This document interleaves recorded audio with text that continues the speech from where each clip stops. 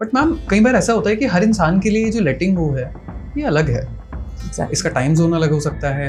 मेरा सवाल ये है कि क्या ये जेंडर स्पेसिफिक भी है? नहीं, ये इमोशनल स्पेसिफिक है। ओके। कोई मेंटली बहुत स्ट्रांग होता है, कोई मेंटली थोड़ा सा in the sense come strong नहीं बोलेंगे, पर ये बोलेंगे कि बहुत भावुक होता है। और ज्योति मैम, जितना आपने मतलब ये बताया ब्रेकअप वाली चीज़, हम भी अपने फ्रेंड्स वगैरह में जब कभी ऐसी सिचुएशन आती है तो हम लोग ये बोलते हैं कि लेट गो करके हो जाएगा, बट वो तरीका नहीं पता लग पाता है कि कैसे होगा। तो तरीका के लिए हम काउंसलर्स बैठे हैं ना। एग्जैक्टली। मैं ये नहीं कह रही काउंसलिंग कराना बहुत ज़रूरी है, काउंसलिंग ज़रूरी है, बट घर में भी आपका माहौल कैसा बनाया हुआ है ये बहुत ज़रूरी है। ज्योति मैम, कई बार आजकल की जनरेशन में हमने ऐसा देखा है कि वो फेक हैप्पीनेस क्रिएट कर रही है। वो अंदर से परेशान होते हैं, लेकिन एक्टिंग के लिए अपने कॉर्पोरेट कल्चर की बात करें, माँ बाप से करें, वो स्माइल दे देंगे लेकिन वो अंदर से परेशान रहता है। ऐसे हमने बहुत सारी लेडीज़ के साथ भी, आपने जो अभी रिसेंट एग्जांपल बताया उसमें भी हमने देखा है। ये तो गलत है ना? गलत क्या है, समाज ऐसा है। देखिए आपने कहा फेक स्माइल, लोग ही पूरे फेक है। स्माइल तो बात छोड़ दीजिए। जैसे कहते हैं ना, आप ऐसी भीड़ के साथ रहते हैं जिनके जबान पर तो मिठास होती है, पर जबान पर तो मिठास है, पर दिल में पूरी उनकी नफरत है। कई बार ऐसी चीज़ें होती है कि चाह के भी लेट गो नहीं कर सकते। एक्स्ट्रा मैरिटल अफेयर था, किसी का मिसकैरेज हो गया, या किसी और की लाइफ में ऐसे इंसिडेंट आए जो लेट गो नहीं हो पाते। ऐसे चीज़ों को आप किस तरीके से काउंसलिंग करते हैं? देखिए जैसे मिसकैरेज है, वो तो वाकई में किसी लेडी के लिए बहुत बड़ा एक ट्रॉमा है जी।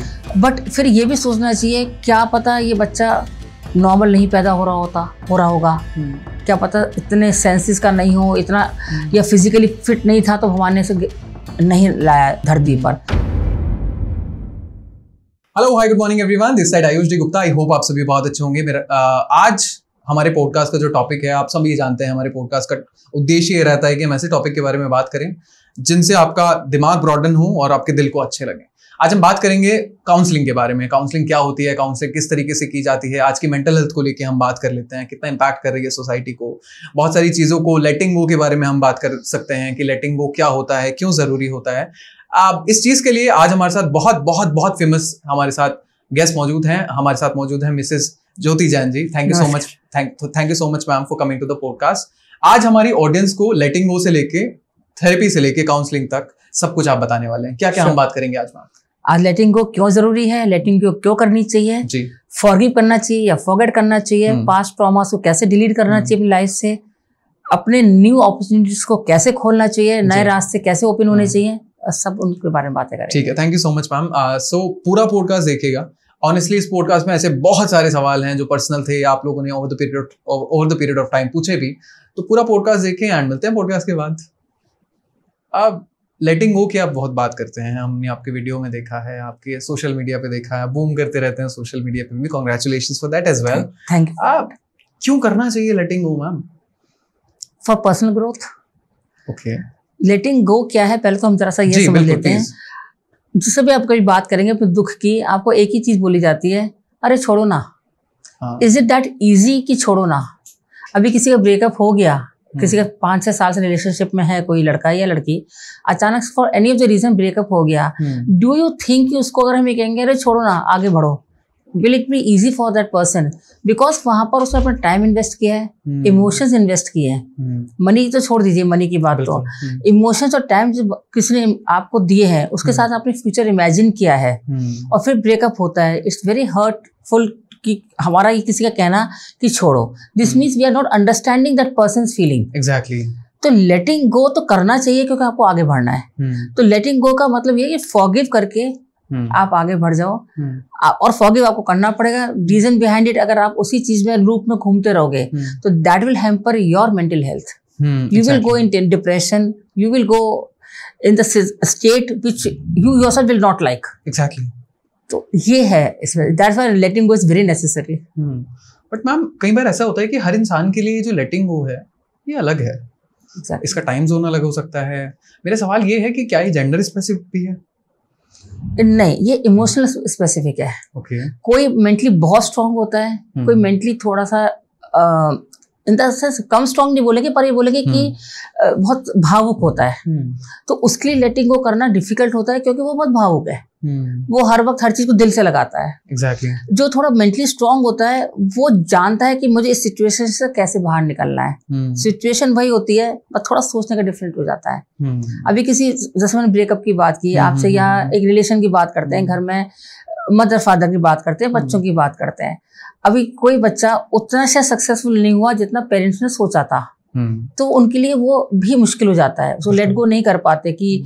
और मिडिल क्लास घरों में तो आई थिंक पेरेंट्स अपना 100% तन मन धन तीनों लगा देते हैं, फिर भी चीजें, और वो चीज नहीं मिलती जिस चीज को वो चाह रहे थे, या बच्चा किसी गलत राह पे चला जाता है, गलत संगत में चला जाता है, तो उनके लिए लेटिंग गो करना आसान नहीं है। अब उनको कोई पेरेंट्स को बोले अरे छोड़ो ना, लेट गो करो, is it easy for them? तो वो नहीं होगा। तो उनको अपनी पूरी आइडेंटिटी ही चेंज करनी पड़ेगी टू एक्सेप्ट दैट थिंग। उनको लगेगा ठीक है जमाना ऐसा है, फिर उनको उनकी काउंसलिंग की जाएगी कि आप इस तरह एक्सेप्ट करो, या उस बच्चे की जाएगी कि आप थोड़ा सा आप ठीक करो अपने आप को, तो वो फिर चीजें ठीक होती हैं। किसी का ब्रेकअप हुआ, 9 साल 10 साल का रिलेशनशिप है, और उसको कह दो कि अब तू लेट गो कर दे, लेट गो तो करना ही पड़ेगा क्योंकि ऑप्शन नहीं है। बट थिंग इज दैट कि कितना टाइम लेगा वो उसके सोच पे फर्क पड़ेगा। तो बारिश तेज हो रही है वो आप नहीं रोक पाओगे, पर अम्ब्रेला यूज करोगे वो आप कर पाओगे। Exactly, that is a thing कि आपको ब्रेकअप हुआ वो आप नहीं रोक पाए, बट आपको कितना जल्दी उसको ऊपर अपने को कवर करना है वो आपको देखना पड़ेगा। और ज्योति मैम, जितना आपने मतलब ये बताया ब्रेकअप वाली चीज, हम भी अपने फ्रेंड्स वगैरह में जब कभी ऐसी सिचुएशन आती है तो हम भी उनको ये बोलते हैं कि लेट गो कर दे, हो जाएगा हो जाएगा, बट वो तरीका नहीं पता लग पाता है कि कैसे होगा। तो तरीका के लिए हम काउंसलर्स बैठे हैं ना। एग्जैक्टली तो इसीलिए तो बैठे हैं। तो मैम आप किस तरीके के केसेस हैंडल करती हैं, मतलब जो भी आपके क्लाइंट्स रहते होंगे, क्या किस किस तरीके के, वो लेटिंग गो के अलावा उनकी बहुत सारी कहानियां रहती होंगी, किस किस तरीके का अगर बताना चाहें आप तो? देखिए, मैं मेनली काम करती हूँ बिहेवियर पर, because I work on brain cells. ठीक है। तो उसमें CBT, कॉग्निटिव बिहेवियर थेरेपी जो रहती है, इसमें बिहेवियर आ जाता है, इसमें मैरिज काउंसलिंग आ जाती है, post and pre marriage counselling आ जाती है, इसमें एडिक्शन काउंसलिंग हो जाती है, क्योंकि आपका जैसे बिहेवियर होता है आप एडिक्शन में चले जाते हो, to escape that situation. Parenting counselling आ जाती है। तो पॉइंट तो एक बेसिक तो हेडिंग तो वही है CBT, उसके जो सब पॉइंट्स है वो सारे ही होते हैं। अब किसी का, जैसा आपने अभी बोला कि पेरेंट्स कभी कभी बच्चे को नहीं समझ पाते, कोई चाइल्डहुड ट्रॉमा बन जाता है उसका, अब वो लेट गो नहीं कर पा रहा है वो बच्चा अपने चाइल्डहुड ट्रॉमा को, उसका फिर वो आइडेंटिटी बिहेवियर वैसे बन जाता है व्हेन ही बिकम्स अडल्ट। किसी ने उसके लुक्स को बहुत बचपन में बुली किया, किसी ने उसकी पढ़ाई को लेके किया, किसी ने उसकी माइंड को लेके तो बेवकूफ है, इसको तो कुछ नहीं आता। अब वो सुनते सुनते इतना ग्रजेस में आ जाता है, इतना पेन में आ जाता है कि वो एक उस मोड पे आ जाता है कि मैं बदला लूंगा अब। जब वो बड़ा होता है वो हर सक्सेसफुल से नफरत करता है, क्योंकि बचपन से उसको ये बता दिया गया कि तुम कुछ नहीं कर पाओगे। तो यहाँ पर बचपन की जो बात हम कर रहे हैं, parents should be very careful while saying anything कि हमने तो ऐसे ही कह दिया था, हमारे इंटेंशन नहीं थे। नहीं, बच्चा का छोटा सा माइंड है, वो हर चीज सुन रहा है। और मैम सिर्फ पेरेंट्स का नहीं, मुझे ऐसा लगता है टीचर्स का भी कई बार रोल बहुत बड़ा रोल है, क्योंकि टीचर्स अगर ठीक से नहीं समझाते तो फिर वो चीज कि तुझे तो मैथ लेनी चाहिए, तुझे तो मैथ नहीं लेनी चाहिए थी, आर्ट में लेना चाहिए था, ये क्रिकेट नहीं खेलना चाहिए, नहीं खेलना चाहिए। मेरे पास एक केस आया था एक बच्चे का, टीनेजर था वो, 14-15 साल का बच्चा। तो वो मतलब परेशान ही था, उसके मदर ने बोला कि इसको पढ़ाई 10th स्टैंडर्ड में था, आई थिंक 14-15 ईयर्स का ही था। तो ही वाज नॉट, वो एग्जाम देने के रेडी नहीं था बोर्ड्स के, कि मैं नहीं दे रहा एग्जाम्स। तो फिर काउंसलिंग का किसी ने उनको सजेस्ट किया कि आप काउंसलर से डिस्कस करिए क्या रीजन हो रहा है। आप मानिए कि उसके पास इतनी कंप्लेंट्स थी अगेंस्ट द टीचर कि मैंने उनकी मदर को बुला के बोला कि प्लीज एक मीटिंग करिए parents, as a parent teacher के साथ में, प्रिंसिपल को इन्वॉल्व करिएगा और उस बच्चे का जो नेगेटिव माइंडसेट हो गया है, क्योंकि देखिए टीचर ने आई थिंक इंटेंशनली उस बच्चे को हर्ट नहीं करना चाहा होगा। कोई टीचर्स पे 40 बच्चे क्लास में होते हैं तो वो भी सबके साथ नहीं इतना कोप अप कर पाती है तेजी से। अब वो बच्चा स्लो लर्नर था तो उसको बोला कि तुम साइड में बैठ जाओ, तुम जल्दी जल्दी नहीं लिख पाओगे, तुम उसकी कॉपी मांग लेना। तो उसको ऐसा लगा कि I am not the same as these children. वो ऐसी वाली फीलिंग उसको आ गई, अलग लगना, अलग वो नेगेटिव में जाता चला गया।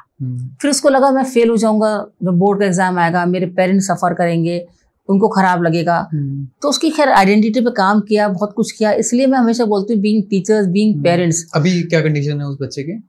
अब तो 12th पास आउट कर गया, इस साल तो कॉलेज चला गया। Okay, nice nice. 10th में था उस साल, 4 साल हो गए इस बात को। इसीलिए मैं कहती हूँ काउंसलिंग, मैं ये नहीं कह रही काउंसलिंग कराना बहुत जरूरी है, काउंसलिंग जरूरी है, बट घर में भी आपका माहौल कैसा बनाया हुआ है ये बहुत जरूरी है। हम कहते हैं लेट गो कर दो, कैसे कर दोगे?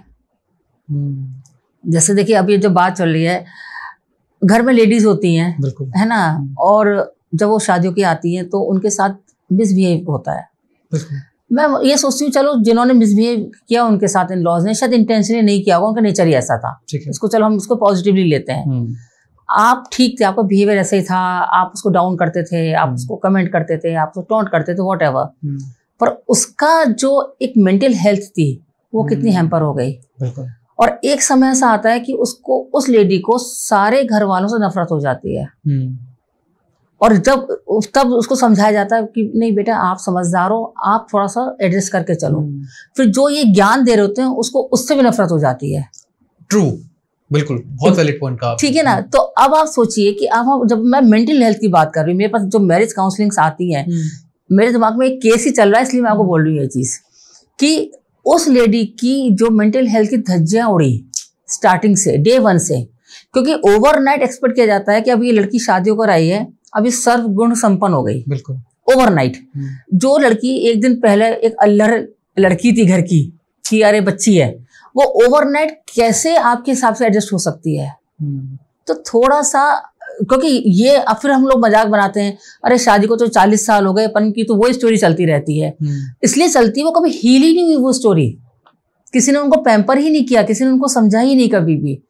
दैट्स वाई आपने देखा होगा जो 80s की शादी की लेडीज है या 90s की शादी की लेडीज है, वो आज भी परेशान रहती हैं, अपनी पुरानी बात आज भी करती रहती हैं। कई सालों पुरानी बात याद आ जाती है, 40 साल पुरानी, 30 साल पुरानी, वो आज भी करती हैं। जब आपने कभी हील ही नहीं किया उस वुंड को, उस जख्म को, तो वो तो रोज कुरेद के ही अपने आप को सेटिस्फाई करती है। क्योंकि आज भी जब वो बोलती हैं, जैसे सबके बच्चे बड़े हो गए हैं, उनकी भी बहुएं आ गई हैं, जब 80s में शादी हुई तो ऑब्वियसली बहुएं उनकी भी आ गई हैं, वो उनसे भी कह रही होती। और उस सिचुएशन में क्या होता है ना कि वो बहू से अपने आप कंपेयर करती हैं। That's why they become a very rigid सास इन द हाउस। वो लूप हो जाता है। यस, कि मैंने तो अपने जीवन में इतना दुख सहा, हाउ शी कैन एंजॉय। वो कहीं ना कहीं एक एनिमिटी बन जाती है लेडी टू लेडी वाली।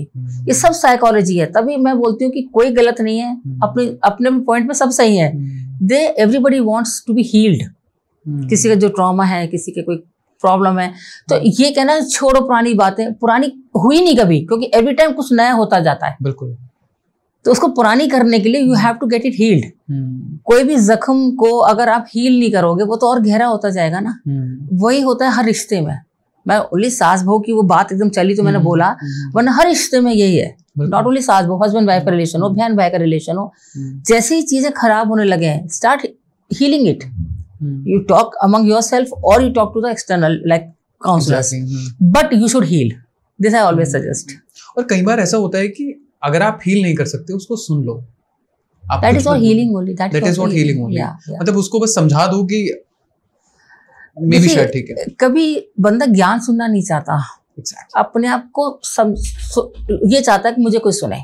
मेरे काउंसलिंग्स में यही होता है। जब कोई आता है, आप मानेंगे 5, 7, 10 सेशन चलते रहते हैं वर्बल काउंसलिंग के, और इतना कुछ निकल के आता है बचपन से यंग एज तक, अब तक वो रो के सारी बात अपनी निकालती हैं। उसके बाद we start the real work what I do on brain cell.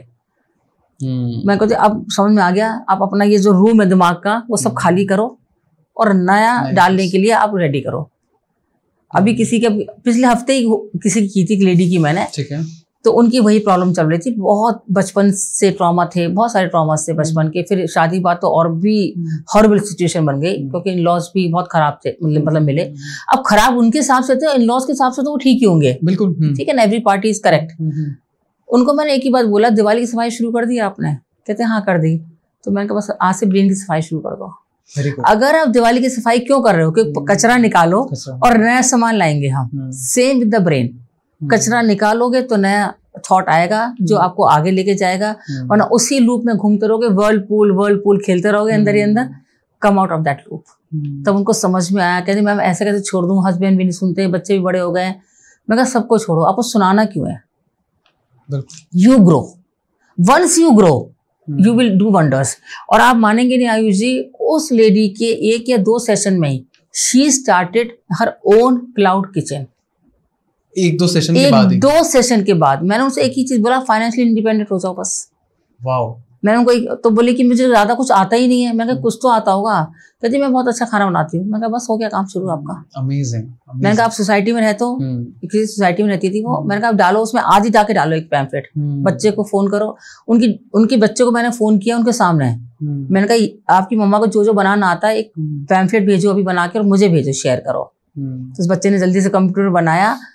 The very day उन्होंने फ्लोट कर दिया अपनी सोसाइटी में। और आप सोचिए चाहे एक उन पे ऑर्डर आया होगा, पर उन पे ऑर्डर आ गया था। वाओ। 1-2 सेशन में ही उन्होंने बोला कि जो सालों से मेरे दिमाग में भी नहीं आया, मैं तो फ्यूटाइल जाता था, रोज खाना बनाना, रोज बकवास सुनना, रोज पुरानी बातें याद करना, रोज रोना, मेरा तो रोज सेम रूटीन चलता था। और आज आप मानेंगे नहीं, द लेडी, ऐसा अगर आप कभी बात कराओगे ना, आप कहोगे कि ऐसा लगता है जैसे कहीं से गॉड सेंट एंजल बन के मैं उनकी लाइफ में चली गई। उन्होंने बोला मुझे you have come like a god sent angel in my life. तो बहुत अच्छा लगता होगा जब ऐसे। यस, तो आई थिंक ऐसा रिवॉर्ड मिलता है। मुझे खुद लगता है कि थैंक यू भगवान जी कि आपने मुझे ये कर्म मेरे हाथ में दे दिया कि मैं किसी की लाइफ चेंज कर पाती हूँ। ज्योति मैम, कई बार आजकल की जनरेशन में हमने ऐसा देखा है कि वो फेक हैप्पीनेस क्रिएट कर रही है। वो अंदर से परेशान होते हैं, लेकिन एक्टिंग के लिए, अपने कॉर्पोरेट कल्चर की बात करें, माँ बाप से करें, वो स्माइल दे देंगे लेकिन वो अंदर से परेशान रहते हैं। ऐसे हमने बहुत सारी लेडीज के साथ भी, आपने जो अभी रिसेंट एग्जांपल बताया उसमें भी हमने देखा है। ये तो गलत है ना? गलत क्या है, समाज ऐसा है। देखिए आपने कहा फेक स्माइल, लोग ही पूरे फेक है। स्माइल तो बात छोड़ दीजिए। जैसे कहते हैं ना, आप ऐसी भीड़ के साथ रहते हैं जिनके जबान पर तो मिठास होती है, पर जबान पर तो मिठास है, पर दिल में पूरी उनकी नफरत है। तो जब ऐसे लोगों के साथ रहोगे तो आपको फेक बनना ही पड़ता है। पर मुझे ऐसा लगता है कि it's better to be alone than to be with the fake people. Exactly. मुझे पर्सनली हमेशा ऐसा लगता है, be with the good books, be with other company, be with other things. बहुत सारी चीजें हैं। आपको भीड़ में क्यों जाना है जिस भीड़ में आपका ऑरा मीट नहीं करता या आपका एनर्जी मीट नहीं करती है। बिल्कुल। आपकी एनर्जी ड्रेन आउट होती है। पहले आप उस भीड़ में जाते हैं, फेक लोगों की भीड़ में, उसके बाद आप घर आके रोते हैं। या ऑफिस की पार्टीज में भी आप देखते हो, ऑफिस में बहुत चलता है आपका पॉलिटिक्स बाजी चलती है। तो आपको क्यों ही ऐसी जगह पे जाना है? आप भी एक फेक स्माइल मारिए, प्लास्टिक स्माइल मारिए और घर आ जाइए। Why want to sit and chat and chit chat with those people who's letting you down?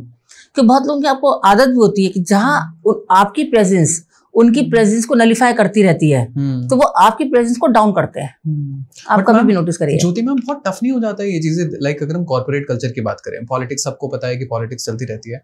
आप अगर उस डिस्कशन का पार्ट नहीं बने तो भी दिक्कत है, बन गए तो दिमाग परेशान हो जाता है। हैंडल कैसे करें? इसीलिए तो मैं आपको बोल रही हूँ ना कि जो आप नहीं कर सकते, देखिए आप तब तक किसी की जरूरत है जब तक आपको किसी की जरूरत है। आप तभी तक किसी की जरूरत है जब तक आपकी किसी को जरूरत है। तो अगर आप कोई बहुत आपको लग रहा है कि मुझसे बहुत प्रेम से बात कर रहा है, तो पहले ये एनालाइज करिए कि क्या मैं इसकी कहीं जरूरत हूं। 99.9% आपको आंसर यस आएगा। अगर आपके 4 लड़के बैठे हैं, आपने कॉर्पोरेट की बात करी जी।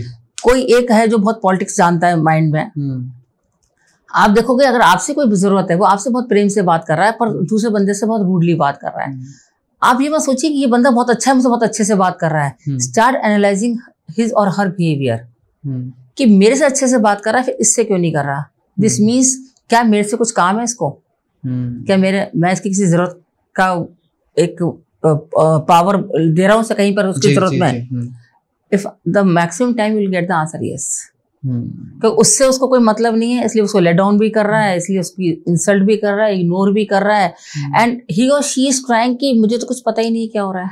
क्योंकि वो सबसे ज्यादा सेफ जोन में, एक जो नार्सिसिस्ट पर्सनालिटी जो हम बोलते हैं, वो टाइप पर्सनालिटी होती है उन लोगों की कि वो सब कुछ करके भी अपना विक्टिम कार्ड खेल जाते हैं। कि मैं बेचारा, मैं तो कभी कुछ करता ही नहीं हूँ। बाकी उसे एक्सपेक्ट करते हैं कि आके सॉरी बोले। यस, वो होता है कि वो इस तरह से रोना धोना करते हैं कि हमारे तो कितना ही इंसल्ट हो गई, कितनी हो गई, और वो आपके खिलाफ 4 लोगों को अपने साथ भी रखेंगे हमेशा, चाहे उनकी आपस में नहीं बनती होगी, पर आपके खिलाफ खड़े करने के लिए हमेशा 4 लोगों को साथ रखेंगे।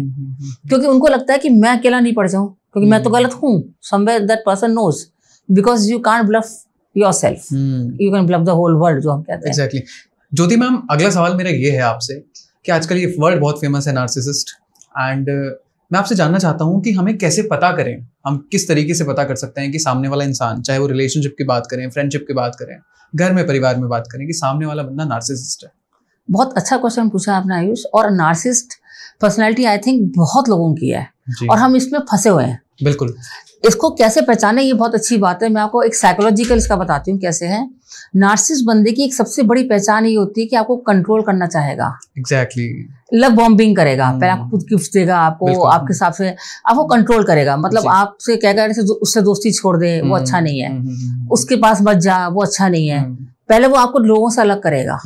जब आप सबसे अलग करता जाएगा, एक दिन वो आपसे झगड़ा कर लेगा और you will be left alone now. Exactly. फिर जब आप उससे किसी से नहीं मिलोगे, वही बंदा जाके लोगों को बोलेगा कि आयुष को क्या हो गया, आजकल मिलता ही नहीं किसी से। बिल्कुल। You agree with that? Agree. पहले उसी ने सारा खेल रचा और उसके बाद वही आपको लोगों के सामने कह रहा है कि इसको क्या हो गया, एटीट्यूड बहुत आ गया क्या, या इसको हो क्या गया है। अरे होगा, अपने को क्या मतलब उसने लोगों के सामने आपकी इमेज भी डाउन कर दी और ये भी कह दिया हमें क्या मतलब चले मत जाना उससे पूछने के लिए। बिल्कुल। ये इतना बड़ा खेल है। देखिए, जिसने आप नार्सिसिस्ट को समझ गए, आप 90% जंग जीत लोगे अपनी लाइफ की डिप्रेशन से बचने की। बिल्कुल। डिप्रेशन लोग जाते ही इसलिए हैं क्योंकि नार्सिसिस्ट बंदा क्या होता है, अपने को बहुत ऊपर रखता है हमेशा, एवरी टाइम, और बाद में कहेगा मैंने तो कुछ नहीं किया था, वो तो उसने कहा था इसलिए मैंने किया था, मैंने कुछ नहीं किया। तो अपने को सेफ जोन में ले आया और जिसका नाम ले रहा है वो इतना स्ट्रांग बंदा है ही नहीं जो रिटेलिएट कर पाए। एग्जैक्टली।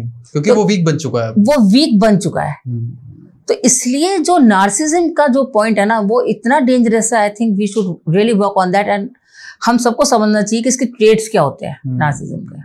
ठीक है, अगर आपको 5 ट्रेड्स बताने हो तो क्या ट्रेड्स होंगे नार्सिसिस्ट के लिए? नार्सिसिस्ट जो होते हैं ओवर कंट्रोलिंग होते हैं, बहुत ज्यादा आपको प्रेम दिखाएंगे स्टार्टिंग में, उस प्रेम के बाद खुद अलग हो जाएंगे और आपको अकेला छोड़ देंगे। लोगों के सामने आपको डिफेम करेंगे, पर ये लोगों को रियलाइज नहीं होगा कि आप डिफेम हो रहे हो। आपको तो पता चल रहा है कि मुझे डिफेम कर रहा है ये बंदा, पर लोगों को नहीं लगेगा वो डिफेम कर रहा है। जैसे सपोज आपको पास बहुत कर्जा हो गया, वो ये नहीं कहेगा पता आयुष कर्जे में चला गया, अरे बेचारा बहुत परेशान है आजकल, बहुत कर्जे में है। बेचारा भी बता दिया कि मैं तो कंसर्न हूं उसके लिए, इसलिए मैंने ये बात करी है, पर लोगों के सामने बता दिया कि उसकी हालत अच्छी नहीं है, तो लोग आपको उसी नजर से देखने लगे अब। तो ये वाले जो ट्रेड्स हैं इस टाइप के कि बहुत लव बॉम्बिंग होते हैं, आपको गिल्ट में डालते रहेंगे। सपोज आपने उनको हलो करा, उसने आपको हलो नहीं करा, आपने बोला तूने हलो नहीं करा मुझे, अरे मैंने तो किया था, तुमने ध्यान नहीं दिया। वो आप ही को क्वेश्चन मार्क में डाल देंगे। अच्छा मैंने ध्यान नहीं दिया था, एक सिंपल सी बात है। और कोई भी एवरेज इंसान सोचेगा हाँ शायद नहीं दिया होगा। धीरे धीरे आपको खुद को सेल्फ डाउट में डालते चले जाते हैं। आपने बोला कि यार मैंने तुमको पार्टी में बुलाया था, तुम आए नहीं, और यार मैंने तो मैसेज देखा ही नहीं था कि तुमने पर्सनली डाला ही नहीं था। आप बोले डाला तो था यार पर्सनली, फिर आप जाके चेक करोगे। मतलब खुद को ही सेल्फ डाउट में जाते जाओगे धीरे धीरे करके, और द डे विल कम जो आपका सेल्फ एस्टीम, सेल्फ कॉन्फिडेंस की धज्जियां उड़ जाती हैं, और ये उनका मकसद होता है। इसलिए ऑलवेज से कि instead of staying with the fake people, अलग रहना ज्यादा अच्छा है। एटलीस्ट आपका मेंटल हेल्थ हैम्पर नहीं होगा। ज्योति मैम, हम बात करते हैं डेमोग्राफिक डिविडेंड की, कि आज की जो जनरेशन है, यंग जनरेशन, वो कल का फ्यूचर है। आज आप देखते हैं कि मेंटल हेल्थ को लेकर कितनी कंडीशन है, सुसाइड के केसेस आते हैं, बाकी बहुत सारे केसेस हमने हाल फिलहाल में देखे हैं। सवाल मेरा ये है कि आने वाली जनरेशन के लिए लेट गो करना कितना ज़रूरी है, फॉरगिवनेस के थ्रू हम कितने सही कर सकते हैं रास्ते पर, और जो आप काउंसलिंग कर रही हैं वो कितनी ज़रूरी है? देखिए, फॉरगिवनेस तो 100% करनी पड़ेगी आपको लेट गो करने के लिए। फॉरगिवनेस का मतलब ये नहीं कि आप छोड़ दें और उनसे रिलेशन को वापस वैसे बना लें, नहीं। आपने लर्निंग करी, जैसे होता है ना, it happened, I learned, now I want peace over pain. मतलब मेरा कुछ हुआ, मैंने लर्न कर लिया, अब भैया मुझे शांति चाहिए, मुझे दोबारा इस पचड़े में नहीं पड़ना। क्योंकि जिन लोगों की वजह से आप परेशानी में आए हैं, जैसे बोलते हैं ना, सांप काटना छोड़ देगा पर फुफकारना नहीं छोड़ता। बिल्कुल। कि अगर वो एक बार सांप बना है आपकी लाइफ में, वो नेक्स्ट टाइम भी सांप ही बनेगा, चाहे आप जो मर्जी उसको दूध पिला लें। तो उसको दूध पिलाना बंद करें, दोस्ती रखना बंद करें। उसका अगर आपके रिलेशन में है तो वो रिलेशन आप थोड़ा सा ब्रेक करें, आपको ब्रेक करना ही पड़ेगा। जो हम कहते हैं ना कि फियर ऑफ लूजिंग की वजह से हम चलते रहते हैं। हाँ, कि अरे जॉब चली जाएगी अगर मैंने इसके खिलाफ बोल दिया तो। ऑफिस में तो यही होता है ना, जनरली लेट गो नहीं कर पाते। आप नार्सिसिस्ट पर्सन को या आप ऐसे लोगों को जो आपको हार्म करता रहता है, आपकी इमेज को हैम्पर करता रहता है, वो हमेशा आप उसके पीछे लगे रहते हैं सोच के कि भाई मैंने अगर उसके खिलाफ बोला तो मेरी जॉब चली जाएगी, फिर मेरा क्या होगा। उस टाइम में हमेशा एक ही चीज बोलती हूँ काउंसलिंग में भी, आप अपने पर भरोसा रखिए। If you have skills, if you have talent, nobody can let down you. और अगर आपको लगता है इतनी स्किल्स नहीं है तो start working on your skills. Exactly. Jyoti ma'am, अगला सवाल मेरा ये है आपसे, हम चाइल्डहुड ट्रॉमा की बात करते हैं। चाइल्डहुड ट्रॉमा बहुत सारे लोगों को अलग अलग तरीके से मिला है। कई बार कुछ लोगों के साथ ऐसी चीजें हुई जो शायद मैं बात नहीं करना चाहता आपसे उस बारे में। नहीं, आप बिल्कुल कर सकते हैं। ऐसे मैंने आप जिस पॉइंट पे आना चाह रहे हैं, काउंसलिंग की है ऐसे लोगों के साथ काउंसलिंग की है। बचपन में ऐसे ट्रॉमा है, किसी के साथ कुछ गलत हुआ, किसी लड़की की बात कर सकते हैं, किसी लड़के के साथ लड़के के बारे में बात कर सकते हैं, और वो किसी रिलेटिव ने उनके साथ किया। बिल्कुल। तो लेट गो करने की तो बात ही नहीं होती ना मैम। वो तो एक नाइटमेयर है, वो तो डरावना सपना है, लेट गो की बात नहीं है। पर उसका जैसे हम बोलते हैं पास्ट पेनफुल मेमोरी को निकालना ब्रेन में से, क्योंकि हमारे ब्रेन सेल नेगेटिव को जल्दी से स्टोर करते हैं। अगर हम नॉर्मल बात करें, जैसे अगर लेमैन की मैं बात करूं, एक मटका पानी इधर है, एक मटका पानी इधर है, आप उसमें एक ड्रॉपर लेकर, ड्रॉपर में आप एक ड्रॉपर में आपका शहद है और दूसरे ड्रॉपर में जहर है। आपने एक ड्रॉपर से उसमें 4 बूंद शहद डाल दिया और एक ड्रॉपर से आपने 2 बूंद, मात्र 2 बूंद आपने जहर डाल दिया। वो शरबत नहीं बनेगा शहद वाला, पर वो जहर बन जाएगा दूसरा वाला। Very good example. तो आपको जब कोई चीज आ रही है आपके सामने, नेगेटिव ट्रॉमा जो है, वो आपका एक ट्रॉमा लाइफ लॉन्ग जहर बनता है और उसको फिल्टर करना ही हमारा काम होता है। जिस ब्रेन सेल में वो चीज स्टक हो गई है, उसी को हम बाहर निकालते हैं अपनी काउंसलिंग से, क्योंकि उसमें इतना फंस जाता है वो बंदा कि बेचारा निकल ही नहीं पाता, चाहकर भी नहीं निकल पाता वो। और जब कोई चीज आपको छोड़नी पड़े ना, तो ये मान लीजिए ये मेरी था ही नहीं, मेरी चीज थी नहीं। चाहे रिलेशन हो आपका, चाहे आपका कोई जॉब हो, चाहे आपकी अपनी आइडेंटिटी हो। कई बार आप लोगों को देख देख कर अपनी आइडेंटिटी बदल लेते हैं। आपकी नेचर में नहीं होती वो चीजें, पर आपको लगता है अगर मुझे इधर फिट होना है तो I have to change myself. मत होइए। Don't be a part of the crowd, always be a face in a crowd. मैं हमेशा एक चीज बोलती हूँ, चाहे डिफरेंट ओपिनियन क्यों ना हो, चाहे डिफरेंट ओपिनियन हो, जहाँ सब जा रहे हैं मैं वहां जाता हूँ, या मेरे साथ बहुत भीड़ है तो मैं ठीक हूँ, नहीं, ऐसा नहीं है। फेक लोगों के साथ हमेशा ज्यादा भीड़ होगी, सच्चे के साथ भीड़ कम होगी। हमेशा आप नोटिस करिएगा, जो सच्चा होगा उसके संग 2 लोग भी साथ नहीं होते, क्योंकि वो सच के साथ चलता है। फेक आदमी जो नार्सिसिस्ट, मैंने आपने बात की थी अभी, वो इतनी गोल बात करेगा, इतनी तरीके से बात करेगा, हंस के मुस्कुरा के, कि पूरी भीड़ अपने साथ, क्योंकि उसको लगता है कि सब लोग मेरे साथ रहेंगे तो I will be strong. Exactly. But no, the time will come, the people understand. और जिनको नहीं अंडरस्टैंड करना, तो आपको अंडरस्टैंड कराना क्यों है? आपका एक हमेशा मकसद होना चाहिए कि मेरे को अपनी लाइफ का क्या टारगेट है, उस टारगेट पे आप नोटिस करिए, बाकी आप छोड़ दीजिए सारा। चाहे नार्सिसिस्ट हो चाहे नहीं हो, देखिए सब हर का अपना एक रूल है। नार्सिसिस्ट का भी ब्रेन सेल की प्रॉब्लम है एक्चुअली, जो हम डार्क साइकोलॉजी में लेते हैं। जो हम ब्रेन सेल में जो मैं काम करती हूँ, उसका जो एक नेगेटिव थॉट वाला होता है या सेल्फ ऑब्सेस्ड हो जाता है वो। नार्सिसिस्ट आप हमेशा देखना सेल्फ ऑब्सेस्ड, जो मैंने कह दिया बस वो हो गया।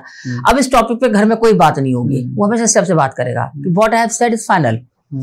वो उसका इतना ज्यादा सेल्फ ऑब्सेस्ड हो जाता है। उसके 2 रीजन होते हैं, या तो बचपन में उसका किसी ने सुना नहीं होता, तो एज सुन एज ही और she gets the power in the house, like mother की या फादर की या व्हाटएवर, वो पूरी तरह से उस बदले को कहीं ना कहीं निकाल रहा होता है। जैसा मैंने आपको स्टार्टिंग बोला था, सास बहू वाली बात, जिस सास ने बहुत टॉर्चर सहन किया होगा, वो बहू को पूरा टॉर्चर करने की कोशिश करेगी। जिसने अपनी लाइफ अच्छे से लीड नहीं करी होगी, वो अपनी बहू को भी शांति से जीने नहीं देगी। ये एक नेचुरल सा है। जिसने अपनी लाइफ अच्छे से एंजॉय करी है, अपना खूब घूमी है फिरी है, वही ठीक है ना, मैं भी तो जाती थी ना जब यंग थी, लेटर गो या लेटर एंजॉय, उसका ये माइंड सेट होगा। पर कभी कभी वैसा वर्षा भी होता है। अच्छा, तो ऐसा होता है ना, जैसे किसी की पर्सनैलिटी क्यों खराब होती है बड़ों का, तो बचपन में किसी ने उसको वैलिडेट नहीं किया होता, किसी ने उसको हमेशा इग्नोरेंस मिली है, कुछ मिला है। तो जैसे उसको पावर मिलती है इधर इन द सोसाइटी और इन द ऑफिस और इन द फैमिली, वो उसको पूरी तरीके से वैसे ही डील करता है जैसे उसके साथ बिहेवियर हुआ था, कि लोगों को इग्नोर करना, लोगों से बदतमीजी करना, एकदम किसी कोई कुछ कह देगा तो एकदम कहता है ना घायल शेर की तरह कूद के पड़ेगा कि तुमने मुझे कैसे बोल दिया, ये उस तरीके से होता है। तो ये सारी चीजें आपको बचपन में जब हम बात करते हैं कि बचपन का ट्रॉमा, मैंने बहुत लोगों को निकाला, 20-20 साल पुराना निकाला है, ऐसा नहीं है। मतलब एक लेडी थी, मैं उसको स्टोरी में आपको बता रही हूँ, उनके बचपन में सेक्सुअल अब्यूज हुआ था। तो जब उनकी शादी हुई तो उनको उस वाले पार्ट से बहुत डर लगता था। तो मतलब शी यूज्ड टू स्क्रीम, जैसे कुछ घबराहट। But husband was very nice, तो उन्होंने मुझे कांटेक्ट किया कि मैम ऐसा कुछ है, और शादी को भी 5-6 साल हो चुके थे। तो मैंने बोला ठीक है, आप बात करते करते उन्होंने बताया कि वो बहुत छोटी थी, 5-6 साल की, तो उनके संग एक रिलेटिव ने किया। फिर उसके बाद उनके घर में नौकर था, उसके साथ भी हुआ, 2-3 बार ऐसा हुआ। तो उसके बाद क्या हो कि as soon as that part comes in her life, उनको एकदम घबराहट शुरू हो जाती है, और ऑटोमेटिकली बहुत तेज घबराहट होती है, डर लगता है, शिवरिंग, बॉडी शिवरिंग करने लग जाती है। तो वो उस ट्रॉमा को निकाला, एंड दैट वाज अमेजिंग। मतलब वो मेरे लिए भी बहुत बड़ा हिट पॉइंट था। उनकी स्टोरी सुन के मैं इतनी हिट हो गई थी कि मैं 2-3 दिन नॉर्मल नहीं रह पाई कि इस जब ये छोटी होंगी इनको कैसा फील हुआ होगा। तो उन्होंने बोला इतने सालों में पहली बार मैं आपके सामने खुली हूँ, क्योंकि मैं किसी को कभी कह ही नहीं पाई। शी वाज अराउंड 35 और समथिंग लाइक दैट। तो उन्होंने बोला कि मैं पहली बार आपके सामने खुली हूँ लाइफ में। एंड इमेजिन करो कितने सालों से वो झेल रही हैं, इतने सालों से ट्रॉमा था। पर मैं इतनी खुश हुई, मैंने उनके हस्बैंड को बोला you are really an angel for her. क्योंकि देखिए इस पॉइंट पर हस्बैंड भी इतने सालों तक टॉलरेट करा या पेशेंस रखा, दैट वाज नॉट नॉर्मल। तो ये भी एक बहुत मैच्योरिटी वाली चीज थी। And he himself contacted me कि मेरी वाइफ को ये सब कुछ प्रॉब्लम है and she is not comfortable with this thing, तो ऐसा भी कुछ आप ठीक कर सकते हो क्या। तो मैंने बस एक क्वेश्चन पूछा था, उनका पास्ट बचपन कैसा था। तो उन्होंने कुछ तो गड़बड़ था, कभी उसने खुली तो नहीं पर कुछ तो गड़बड़ था। मैंने कहा बस आप आ जाओ, मैं समझ में आ गया। तब मुझे रियलाइज हो रहा था कि कहीं ये सेक्सुअल ही हुआ है उनके संग कुछ गलत, इसलिए वजह से इस पार्ट पे ये कंफर्टेबल नहीं है। तो आपकी जो आइडेंटिटी बनती है बड़े होके, आप देखो ब्रोकन फैमिलीज के बच्चे होते हैं, वो जब उनकी शादी होती है वो कभी भी अपनी शादी को नॉर्मल नहीं चला पाते। एग्री। आप कभी भी नोटिस किया, I know so many people जिनके पेरेंट्स लड़ते रहते थे, जब उनकी बच्चों की शादियां हुई वो अपनी शादी को नॉर्मल नहीं चला पाए, क्योंकि उनको लगता था कि शादी चलाने का यही तरीका है लड़ लड़ के चलाना। या तो पार्टनर्स देखिए, या तो इतने एक्सेप्टेबल हो कि एक्सेप्ट करते गए, और अगर पार्टनर एक्सेप्टेबल नहीं है उतना तो बहुत मुश्किल हो जाता है। अभी किसी लड़के ने देखा है कि उसके पेरेंट्स लड़ते रहते हैं और अपनी वाइफ से लड़ता रहेगा, तो वो वाइफ कब तक एक्सेप्ट करेगी उस चीज को। One day he has to leave that relation. और उस लड़के को लगता है कि मैंने ऐसा क्या कर दिया, क्योंकि उसके दिमाग में तो नॉर्मल था वो। बिल्कुल। तो ये ब्रोकन फैमिलीज का हुआ, या जो पेरेंट्स लड़ते रहते हैं सारे time, B very careful, because आपके ये सब सिचुएशंस आगे आपके फ्यूचर को खराब कर रही है, आपके बच्चों के फ्यूचर को। ज्योति मैम, चाइल्डहुड ट्रॉमास होते हैं ट्रांसजेंडर कम्युनिटी को, और अगर हम बात करें स्पेसिफिकली तो एलजीबीटी कम्युनिटी के बारे में भी आप जानती होंगी। ऐसे केसेस भी आपके पास आते रहते होंगे जिनके साथ ट्रॉमा हुआ है, ट्रॉमा हो रहा है। उनके लिए लेट गो करना इतना मुश्किल कैसे हो जाता है? दे हैव टू इग्नोर, बस वी डोंट केयर। देखो दो चीज, डिटैचमेंट होता है एक, और एक होता है उदासीनता जो हम बोलते हैं। डिटैचमेंट उदासीनता नहीं है। आपकी तकलीफ को देखकर I don't even care, that is उदासीनता, जो हम हिंदी में वर्ड यूज करते हैं। और डिटैचमेंट होता है कि छोड़ देना, लाइक मतलब we are not very attached. किसी की तकलीफ देख के आपको दुख तो हो रहा है, पर उस दुख से आप अपने आप को हैम्पर नहीं कर रहे हो कि आपके दुख में मैं रात भर रो रही हूँ बैठ के, और वो गलत है। आपको इतना स्ट्रांग होना पड़ेगा कि किसी को अगर हेल्प कर रहे हो, देखिए मैं इतना जब हेल्प करती हूँ तो मुझे इतना स्ट्रांग रहना पड़ता है। एग्जैक्टली। क्योंकि मेरे पास जो आता है लिटरली परेशान ही आता है, बेचारे रो रहे हैं, परेशान हो रहे हैं। मैंने जैसा आपको बताया कि किसी का सेशन था 8-10 सेशन, तो सिर्फ रो रो के अपने को हल्का किया उन्होंने। तो उस टाइम अगर मैं उनके साथ इन्वॉल्व हो जाऊंगी तो मैं उनकी सॉल्यूशन नहीं निकाल पाऊंगी। सुनते तो हम हैं एज अ काउंसलर्स हर चीज, बट उसका सॉल्यूशन पे हम सोचना शुरू कर देते हैं। एग्जैक्टली। एज अ लेमैन जब आप किसी दोस्त से बात करते हैं, किसी से करते हैं, तो वो आपके दुख में इन्वॉल्व हो जाता है। हाँ ये तो बड़ा गलत हुआ तेरे साथ, हाँ तो ये तो बड़ा चीज गलत है, मैं तो बर्दाश्त नहीं करता, मैं तो ये, तो वो आप जो उसका माइंडसेट है वही चीज आप बार बार बोले जा रहे हैं उसको, जो कि उसको दिक्कत दे रहा है, जो दिक्कत दे रहा है। अब वो अगर कोई चीज बर्दाश्त नहीं कर पा रहा और आप भी वही कह रहे हैं, हाँ मैं तो बर्दाश्त नहीं करता, पर सॉल्यूशन क्या है? एग्जैक्टली। तो we as a counsellor we never say क्या बर्दाश्त करो नहीं करो, I always say come out of that thought process. चीजें वही रहेंगी, आपको थॉट प्रोसेस से बाहर निकलना पड़ेगा। बारिश तो होती रहेगी ना, पर आपको अम्ब्रेला का इंतजाम करना पड़ेगा।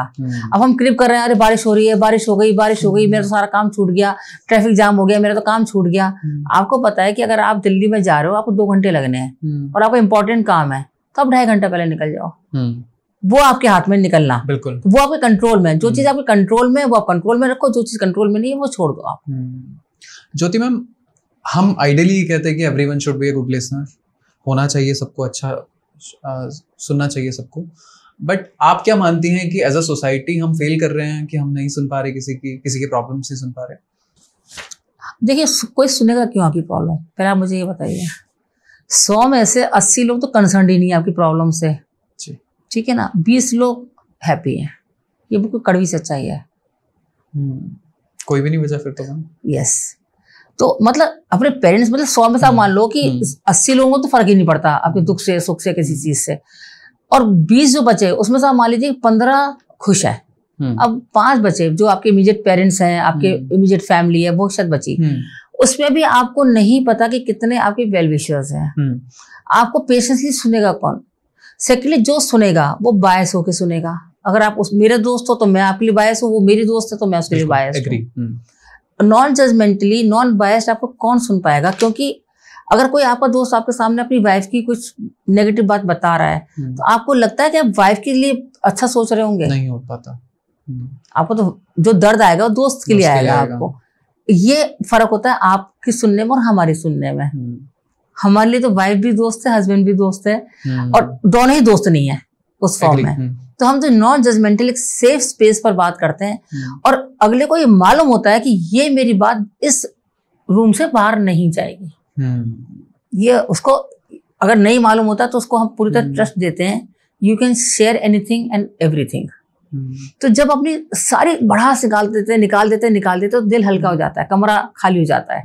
उसके बाद उसमें नया सामान जाने की जगह शुरू हो जाती है। तो जब हम नए थॉट्स देते हैं तो वो जाते हैं। जनरली लोग क्या कहते हैं, अरे छोड़ो ना, इग्नोर करो यार, उसने तुम्हारी इंसल्ट कर दी, छोड़ो यार। कैसे छोड़ो? आप इंसेन नहीं हो, आप पागल नहीं हो जो आपको कुछ फर्क नहीं पड़ता। आप इंसान हो, आप अष्ट धातु के नहीं बने हो जो आपको असर नहीं पड़ता। आप जीते जागते इंसान हो, तो आपको हर इमोशंस, दुख सुख, सर्दी गर्मी असर खाएगी, मिलेगी आपको। कि सर्दी में स्वेटर मत पहनो, फर्क नहीं पड़ता। It's not that. तो अगर किसी ने आपको इंसल्ट किया है, किसी ने इग्नोर किया है, किसी ने आपके करियर को हैम्पर किया है, किसी ने आपके करियर के साथ खिलवाड़ किया है, तो आपको असर खाएगा। ऑफिस में आपके साथ कोई बंदा है, आपका अप्रेजल होना था, आपको प्रमोशन मिलना था, वो पॉलिटिक्स ऐसा घुमा दिया उसने कि आप रह गए, वो निकल गया, तो मतलब वो ऊपर चला गया, तो क्या आपको फर्क नहीं पड़ेगा? बिल्कुल पड़ेगा। और फिर आपको घर पे कोई ये समझाए, अरे छोड़ो ना आयुष, ठीक है, सब जो भगवान जो करता है अच्छे के लिए करता है, माना ये चीज अच्छे के लिए करता है, पर इमोशनली तो आपको ड्रेन आउट कर दिया ना उस वक्त उसने। एग्जैक्टली। पर ये बात भी सच है कि भगवान जो करता है अच्छे के लिए करता है। हो सकता है उस वक्त आपको अप्रेजल नहीं मिला, शायद कोई बहुत बड़ा दरवाजा खुला हुआ कहीं ना। This I always believe and this I always say to my clients also, कि भाई अगर आपके साथ वो नहीं हुआ जो आप चाहते थे लाइफ में, तो शायद भगवान ने कुछ बहुत बड़ा सोचा हुआ है आपके लिए, और ये होता भी है। लेकिन मैम मलाल तो रह जाता है। मलाल इसलिए रहता है क्योंकि हमें लगता है यही हमारे लिए अच्छा था, इसलिए मलाल रह जाता है। जैसे ब्रेकअप की बात थी, ब्रेकअप जब हुआ तो लगा रही इतनी अच्छी दोस्ती थी, इतनी अच्छी मेरी रिलेशनशिप था, पर ये टूट गया, तब तो मैं कुछ नहीं कर पाया लाइफ में।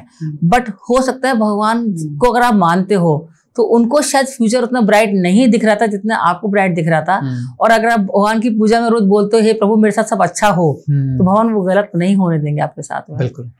आप मैम लेटिंग गो की बात कर रहे हो, लेट गो की बात कर रहे हो। कई बार ऐसी चीजें होती है कि चाह के भी लेट गो नहीं कर सकते। एक्स्ट्रा मैरिटल अफेयर था, किसी का मिसकैरेज हो गया, या किसी और की लाइफ में ऐसे इंसिडेंट आए जो लेट गो नहीं हो पाते। ऐसे चीजों को आप किस तरीके से काउंसलिंग करते हैं? देखिए, जैसे मिसकैरेज है, वो तो वाकई में किसी लेडी के लिए बहुत बड़ा एक ट्रॉमा है जी। बट फिर ये भी सोचना चाहिए, क्या पता ये बच्चा नॉर्मल नहीं पैदा हो रहा होगा, क्या पता इतने सेंसेस का नहीं हो, इतना या फिजिकली फिट नहीं था तो भगवान ने से नहीं लाया धरती पर। अगर आप, क्योंकि आपको नहीं पता, वो तो अनजान था, वो तो मतलब वो एक जैसे बोलते हैं ना कि एक अननोन थी चीज आपके सामने आई नहीं थी। एग्जैक्टली। तो जब आप मिसकैरेज को मिसकैरेज ना मान के आप ये सोचें कि शायद इस सोल को आना ही नहीं था धरती पर, क्योंकि शायद I was not meant to be this child's mother, जो हमारे शास्त्रों में भी है कि आपके पास जब कोई सोल आती है तो आपको कार्मिक होता है।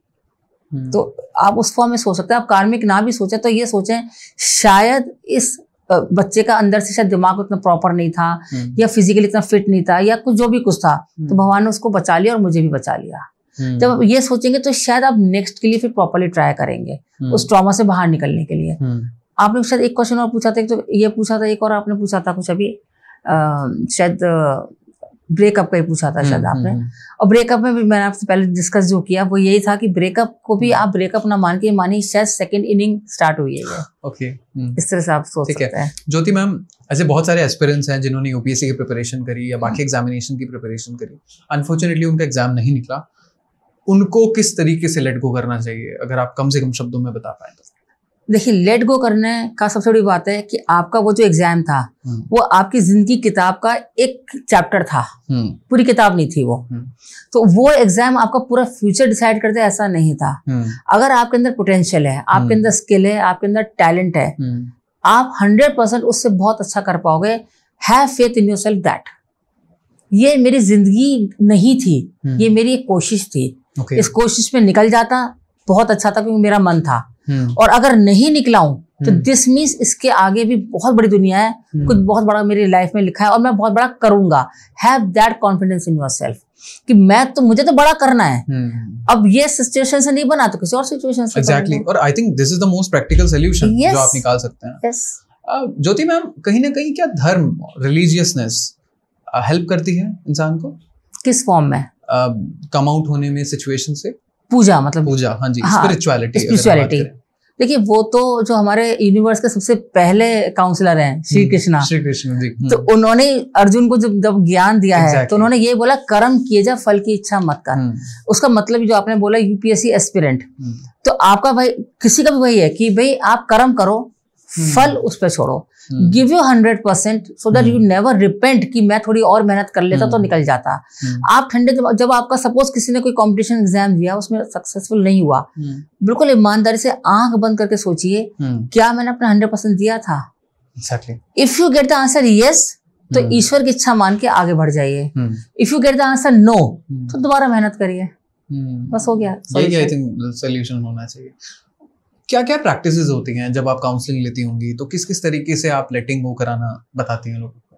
देखिए, एक तो सबसे बड़ा ये कि सुबह उठ के, मतलब कोई कहेगा सुबह उठ के कॉपी पेंसिल लिखने का मन नहीं करता, पर अगर लिख सकते हो तो बहुत अच्छी बात है। नहीं भी लिख सकते हो तो लिटरली आंख बंद करो and be thankful to any 3 things which you have. हर रोज आपको नई नजर आएंगी। रात को कुछ अच्छा हुआ हो उसके लिए थैंकफुल हो जाओ, सुबह आप अच्छे से उठे हो पूरी फैमिली, उसके लिए थैंकफुल हो जाओ, आपको नींद अच्छी आ गई उसके लिए थैंकफुल हो जाओ। मतलब ये बात तो बेसिक चीजें बताइए। तो एवरीडे, ये नहीं कि बस आज हो गए फिर कल नहीं होंगे। और सोते वक्त भी सेम कि मेरे संग पूरा दिन अच्छा रहा, उसके लिए 3 thankful practices, this is very necessary. एक होता है माइंडफुल आपकी ब्रीदिंग। जब भी आप फ्री हो, जब भी कुछ तकलीफ हो, एक ब्रीदिंग करें, अपनी सांसों को देखना शुरू करें।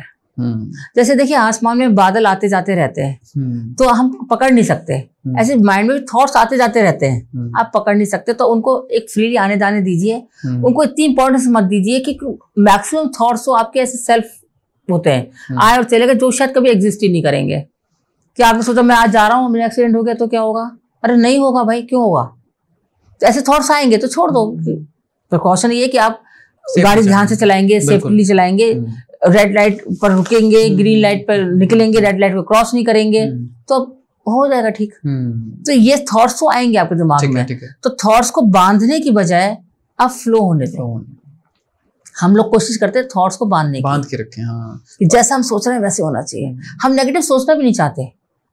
अगर कोई आपसे पूछे कि भी अगर तुम एग्जाम दे रहे हो, या जेई मीन्स के बच्चे जब एग्जाम देते हैं जिनका टारगेट IIT होता है कि मुझे IIT क्रैक करना है, उससे अगर पूछो IIT नहीं मिला तो कहते यार ऐसा मत बोलो, यार ऐसे कैसे, नेगेटिव बात मत करो, ऐसे मत बोलो। भाई प्रैक्टिकल है, हो सकता ना भी मिले, be prepare for the second option also. तो हम लोग सेकेंड ऑप्शन सोचना भी नहीं चाहते, तो वही जाके डिप्रेशन आता है। अगर आप सेकेंड ऑप्शन सोच के रखेंगे तो फर्स्ट ऑप्शन नहीं भी आएगा तो सो के। ये है लेटिंग गो का तरीका कि फ्लो में जाना चाहिए और अपने नेगेटिव थॉट्स को बहुत ज्यादा पकड़ के नहीं रखना चाहिए। एक स्टोरी बताती हूँ आपको इसके लिए। एक फार्मर था, एक किसान, तो उसके खेत में बंदर था एक। तो कभी उसका सामान उठा के तोड़ के फल तोड़ के ले जाता था वो बंदर।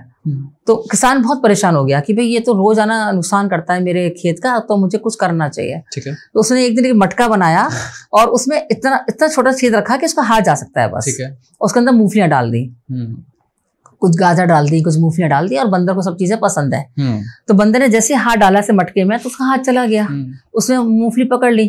अब जब मुट्ठी बन गई तो ये चीज चौड़ी हो गई। अब वो निकालने की कोशिश कर रहा है उस मटके से, तो वो नहीं निकल रहा। अच्छा, उसने वो मूंगफली भी छोड़ना नहीं चाह रहा। एंड मूंगफली क्या है? हमारी नेगेटिविटी। Oh nice. तो हम नेगेटिविटी जब छोड़ना ही नहीं चाहेंगे तो हमारा हाथ बाहर कैसे निकलेगा फॉर डूइंग अदर वर्क। तो हमें उस नेगेटिविटी को तो छोड़ना ही पड़ेगा अगर हमें जिंदगी में आगे बढ़ना है। कि ट्रॉमा थे, कि ये था या वो था, अगर आपके अपने आप नहीं वो सॉल्व हो रहे हैं तो go for a professional help. ये मैं हमेशा बोलती हूँ, अपने आप कोशिश मत करिए कि अपने आप नहीं होगा। This is a science. और आई थिंक अगर दोस्तों से भी हमने एफर्ट्स लिए हैं और नहीं हो पा रहा है तो I think we should take the help from professional people. 100%। Jyoti ma'am, social media का जमाना है, हर बंदे को फेमस होना है, लेकिन कहीं ना कहीं होते होते ऐसा हो जाता है कि कई बार हेट कमेंट्स आ जाती है, ट्रोल हो जाते हैं, नेगेटिव कमेंट्स आती हैं। ऐसे सिचुएशन में इंसान को क्या करना चाहिए? खुश हो जाइए कि आज मैं इतना फेमस तो हुआ कि लोग मुझे नेगेटिव बोल रहे हैं। ओके। मतलब अगर देखिए नेगेटिव, अगर आपने अच्छा काम किया है, अगर आपने कुछ ऐसी रील डाली है या ऐसा कुछ वीडियो डाली है जो हेट कमेंट्स ही आएंगे, किसी का अगेंस्ट बोला है, किसी धर्म के खिलाफ बोला है, किसी पर्सन के खिलाफ बोला है, तब तो be ready for that hate comments, और आपको ऐसा नहीं करना चाहिए था। बट अगर आपने एक नॉर्मल रील डाली है, सपोज नॉर्मल कुछ इन्फॉर्मेशन दी है और उसके लिए हेट कमेंट्स आ रहे हैं, तो बी हैप्पी कि चलो कुछ तो नाम हो रहा है। और वो चीज आपको हेल्प भी करती है ग्रो करने की। सोशल मीडिया पर तो नेगेटिव कमेंट्स बहुत ग्रो करने के लिए हेल्प करते हैं। नेगेटिव पब्लिसिटी भी होने लगी है। Yes, I seen that thing. और लोग जानबूझ के भी करते हैं। कुछ भी डाल देते हैं जानकर कि नेगेटिविटी आएगी और नेगेटिवनेस आएगी और फिर फैलेगी। लोग शेयर करते हैं कि देखो इसने कैसा गलत चीज बोली है, कैसा गलत डाला है, तो उससे फिर वो शेयर होते होते वो फेमस हो जाता है, फिर नेक्स्ट टाइम कुछ और डाल देता है अच्छा सा। तो ये सब अगर हरकत है तो अलग चीज है, पर हाँ नेगेटिव थॉट्स, नेगेटिव कमेंट्स आ रहे हैं तो try to take it in a positive form. ठीक है। ज्योति मैम, एक मिथ वर्सेस रियलिटी चैलेंज करते हैं। बिल्कुल। कुछ बहुत से सवाल हैं जो ऑडियंस ने पूछे थे और हमारी टीम ने प्रॉपर लिखा उनको कि क्या मिथ हैं और ये जो मिथ हैं क्या सच्चाई क्या है इनकी। पहला सवाल ये है, पहला मिथ ये है कि लेटिंग गो का मतलब कमजोर होना होता है? नहीं, लेटिंग गो का मतलब होता है आगे बढ़ना, अपॉर्चुनिटीज के लिए रास्ता देखना। ओके। आप उसी लूप में फंसे रहोगे तो आपको आगे अपॉर्चुनिटीज कैसे मिलेंगी? अगर कोई चैप्टर आपका खराब है, आपको समझ में नहीं आ रहा, या आपको कोई किसी ने मतलब आपको गंदा खराब ही लग रहा है वो चैप्टर, अब बार बार उसी को पढ़ते जा रहे हो, उसी के बारे में बात करते जा रहे हो, आप आगे कैसे बढ़ोगे? नेक्स्ट चैप्टर तो आपकी अपॉर्चुनिटी का था, वो आप वहां तक आप गए नहीं, उसी में घूमते रहे आप।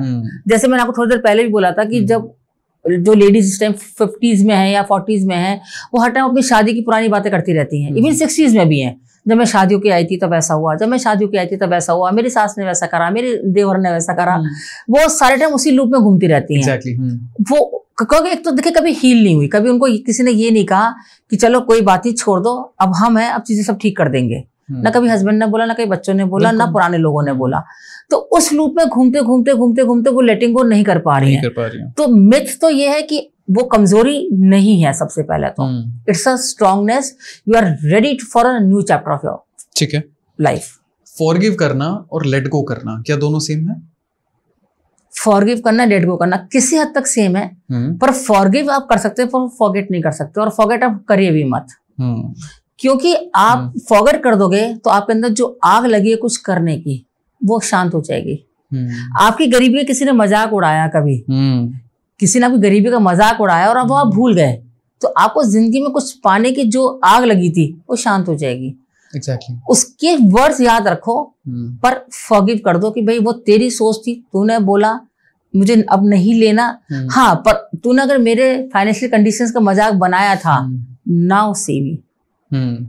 क्या केवल मेडिटेशन करने से ही लेटिंग गो होता है? मेडिटेशन करना ही बहुत डिफिकल्ट है जो परेशान है। मेडिटेशन में आपको माइंड चाहिए शांत, तो शांत माइंड ही नहीं है तो कैसे होगा। मेडिटेशन नहीं आप कर सकते, कर ही नहीं सकते। मैंने अभी 2 मिनट पहले बताया कि माइंडफुलनेस, आप अपनी आंख बंद करिए और अपनी सांसों को आते जाते देखिए, बस और कुछ मत करिए।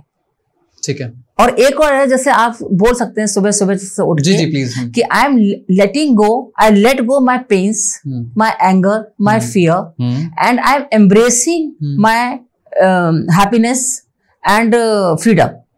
आई am embracing my happiness and freedom, मतलब मैं अपने सारे डर को और अपने गुस्से को, अपने जितनी तकलीफ है उनको सबको लेट गो कर रहा हूँ, और मैं अब अपना रहा हूँ अच्छी अपनी खुशियां और अपनी फ्रीडम को।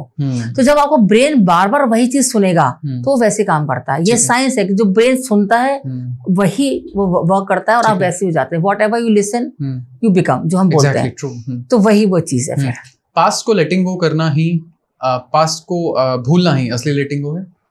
देखिए, yes, past is never pleasant, ये हम सब जानते हैं। अगर आज आपकी सिचुएशन खराब है, पहले बहुत अच्छी थी, तब भी जब उसको याद करोगे आप रोगे। वो भी क्या दिन थे जो हम इतने अच्छे से एंजॉय करते थे, आज बताओ हम किस हालत में आ गए। ठीक है ना। पास्ट खराब था और आज आप बहुत अच्छे हो, तब भी जब उसको याद करोगे तब भी आप रोगे कि वो भी क्या वक्त था, 2 वक्त की रोटियां नहीं थी, और आज देखो हमारे पूरा 56 भोग लगते हैं। तो past is never pleasant. Past को याद ना ही करो तो बेटर है। पास्ट से एक सीख लो कि पास्ट एक मेमोरी है। देखिए, exactly, past is only a memory, future is imagination. हमें नहीं पता तो वो तो फ्यूचर आपका इमेजिनेशन है, प्रेजेंट इज रियलिटी। तो बस उसमें आप समझ लो। स्ट्रॉन्ग लॉग कभी हर्ट नहीं होते, ये मिथ है। पार्डन, स्ट्रॉन्ग लॉग जो होते हैं, अच्छा, वो कभी हर्ट नहीं होते। नहीं होते। देखिए, स्ट्रॉन्ग आप पत्थर कहते हैं खा खा के हथौड़े स्ट्रॉन्ग बनता है। एग्जैक्टली। तो जो स्ट्रॉन्ग है, आप मान लीजिए उसने जिंदगी के बहुत थपेड़े खाए तब वो आज स्ट्रॉन्ग बना है। वरना शेल में रहने वाले बच्चे या शेल में रहने वाले लोग तो बहुत कमजोर होते हैं। अगर आप किसी लेडी को या किसी जेंट को, किसी बच्चे को देखते हो बहुत स्ट्रॉन्ग है, आप मान लीजिए जिंदगी के बहुत थपेड़े खाए हैं इसने, बिना हथौड़े खाए तो कोई स्ट्रॉन्ग बन ही नहीं सकता। हीरा जब भी चमकता है जब उस पर बहुत फ्रिक्शन चलते हैं। तो अगर कोई हीरा चमक रहा है तो मान लीजिए उस पर बहुत काम किया गया है, उस पर बहुत प्रेशर दिया गया है।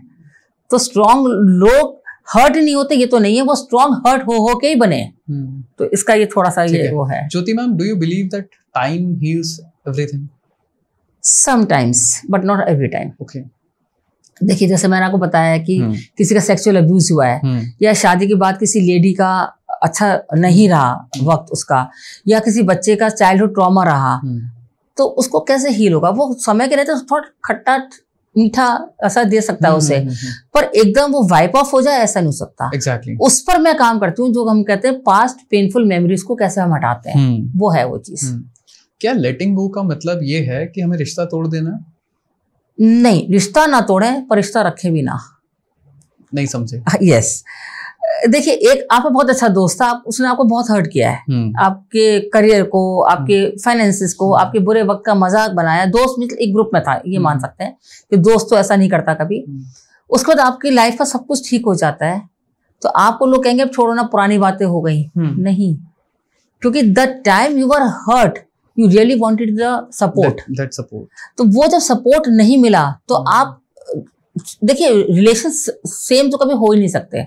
एक बार जब गांठ पड़ गई तो वो धागा सीधा कभी हो ही नहीं सकता। जो कहता है रहीमन धागा प्रेम का, ना तोड़ो ना चटकाओ, टूटे फिर ना जुड़े, जुड़े गांठ पड़ जाए। तो एक बार टूट गया ना कोई दिल अंदर से, तो आपका नॉर्मल तो आप रह ही नहीं सकते, ये तो क्लियर है।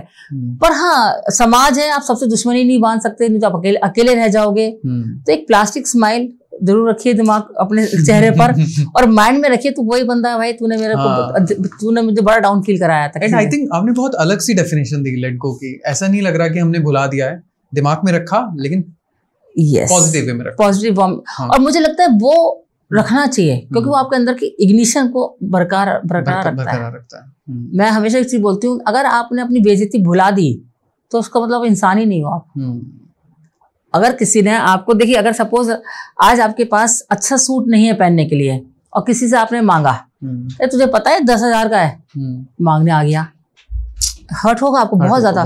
उसने हो सकता है मजाक में बोला हो, पर आपको बहुत हर्ट होगा। जिसे ना आप लाख रुपए के सूट पहनने के काबिल हो जाएं, ये बात जरूर याद रखिएगा कि वो वक्त था कि 10,000 का सूट मैं किसी को मांगने गया था, उसने इतना मुझे सुनाया था।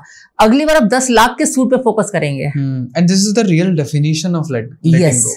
लेटिंग गो मीन्स कि आप उसको लेकर मत साथ चलो, उसको अपने ऊपर हावी मत रखिए, अपने इमोशंस के ऊपर।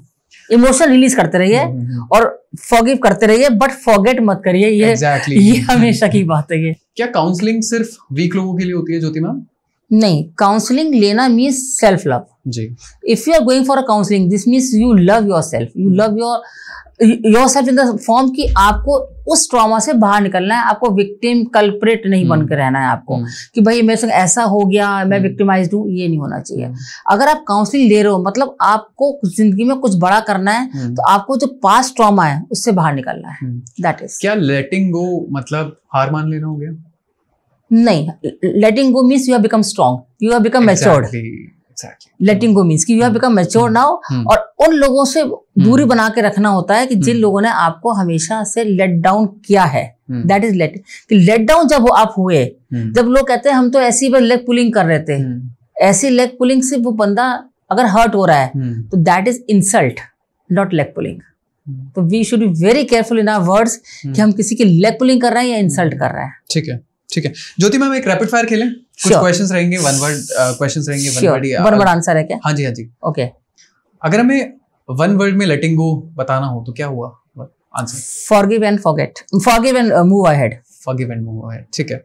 जिंदगी में सबसे बड़ा लेसन? अपनी जो इंसल्ट है या इग्नोरेंस है उसको याद रखना, बट उसको रिजेंटमेंट की तरह यूज नहीं करना। ओके, पोलाइटली तरीके से, मतलब इमोशन रिलीज कर लो अपने। फेवरेट किताब आपकी जो आपने पढ़ी है वो? साइकोलॉजी ऑफ मनी, वो बहुत अच्छी बुक है। Think and grow rich, Napoleon Hill की, वो बहुत अच्छी बुक है। और बहुत सारी ऐसे, बहुत लिस्ट में तो बहुत सारी है मेरे, अगर आप अभी सोच एकदम क्लियर नहीं हो रहा।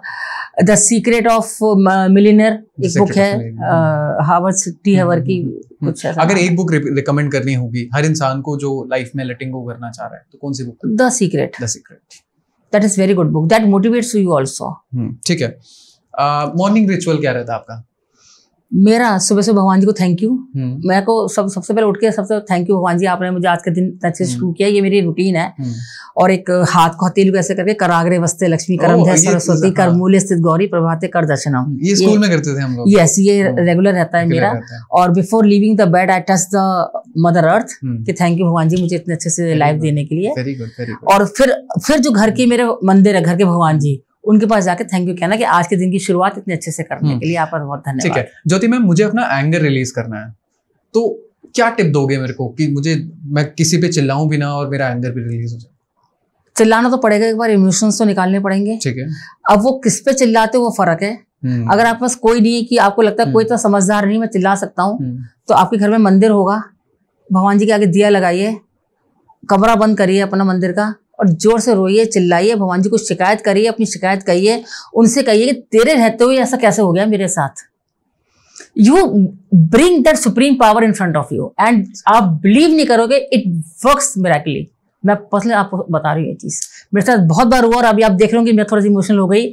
जब भी कभी ऐसा हुआ I did the same thing, मैंने दिया लगाया भगवान जी के आगे, मैंने कहा, और भगवान जी से ही बोला, क्योंकि कोई समझता नहीं आपके इमोशंस को कि तुम्हारे रहते, तुम्हारे बैठे हुए ये मेरे साथ कैसे हुआ आज। And I got the answer, या तो चीजें चेंज हो गई या मैं चेंज हो गई, दो चीजें हुई हमेशा। This is the best solution. Yes, आप करके देखिएगा, सारे ऑडियंस आपके करके देखें। एक दिया लगाएं भगवान के सामने, दिया अगरबत्ती जो भी अवेलेबल है, कुछ भी अवेलेबल नहीं है ना तो फोन पर भगवान जी को सामने रखें और उस इमोशन को उनसे कि मेरे सामने कोई है बस, and you see the miracle change in yourself and in the situations. ये बिल्कुल ऐसी चीज है कि आपको कभी शायद किसी पॉडकास्ट पे किसी ने नहीं बताई होगी। कोई उपाय नहीं है, ये कुछ नहीं है, ये आपका connection with the supreme power है। आप करके कभी भी देखिएगा and you will see the miracle change. मैं तो चाहूंगा कि हमारी ऑडियंस में भी जो भी ये पॉडकास्ट देख रहा है वो एक बार ट्राई करके देखे। मैं तो चाहता हूँ कि कोई गुस्सा ना करे, लेकिन अगर गुस्सा आता है तो इस तरीके से अगर रिलीज नहीं, गुस्सा आता है विच इज वेरी नेचुरल। तो अगर ऐसी सिचुएशन क्रिएट होती है तो लेट्स ट्राई, मैं भी ट्राई करके देखूंगा मैम। बिल्कुल करिएगा एंड लेट्स सी क्या रिजल्ट रहता है। ठीक है, अगला सवाल, सोशल मीडिया ब्लेसिंग या curse? Both. Depends how you use it. Science is a master और a science is a slave. ये डिपेंड आपके ऊपर है कि आप उसको स्लेव बनाते हैं या मास्टर बनाते हैं. ज्यादा स्ट्रॉन्ग कौन है, माइंड या heart? Mind. Because of the obvious reasons. Yes. Right. One regret you let go. I personally. You personally. I let go. जो हुआ सो हुआ. जिसने जो किया अच्छे के लिए किया, प्रभु इच्छा थी. जो किया बहुत अच्छे के लिए किया. I think because of those people only I am today here. Exactly. Coffee या चाय? चाय. Coffee. Coffee. Okay. Without sugar, that too. Oh, okay. One word for counseling. आप तो करते हैं इतने टाइम से. Self love. Exactly. Self love. ठीक है. Happiness क्या है आपके लिए? Again, self love. Start loving yourself. You don't need validation. ठीक है. अगर कोई सक्सेस मंत्रा देना हो आज हमारी ऑडियंस को कि ये कर लो, लेट गो भी हो जाएगा, फॉरगिवनेस भी हो जाएगी और खुश भी रहोगे. Just start ignoring the people you have been hurt by. जिन लोगों ने आपको हर्ट किया है ना, स्टार्ट इग्नोरिंग. जैसे मैं आपको एक शेर सुनाती हूँ, मुझे अभी एकदम याद आया कि किसी के जाने का दुख मत मनाओ.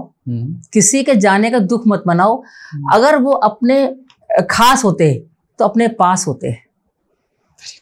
तो अगर वो आपके पास नहीं है तो मतलब वो आपके खास नहीं है, तो इसलिए उनके जाने का दुख मत मनाओ. और जिस दिन आपने ये सोच लिया ना कि मेरे अपने थे ही नहीं इसलिए मेरे पास नहीं है, उस दिन आपको रिजेंटमेंट, दुख, हर्ट, तकलीफ, पेन सब खत्म हो जाएगा आपका उससे. ठीक है. Any toxic habit that society should let go? समाज से टॉकिंग अबाउट अदर्स. इसने ये किया. आई थिंक ये तो पूरा मतलब इंडिया में बहुत ज्यादा है, खत्म करना चाहिए. क्योंकि हम फालतू रहते हैं ना. अगर देखिए अगर आप देखिए जब आप बिजी होते हैं, जब आप बस काम होता है, आप कितना सा बात कर पाते हो किसी से.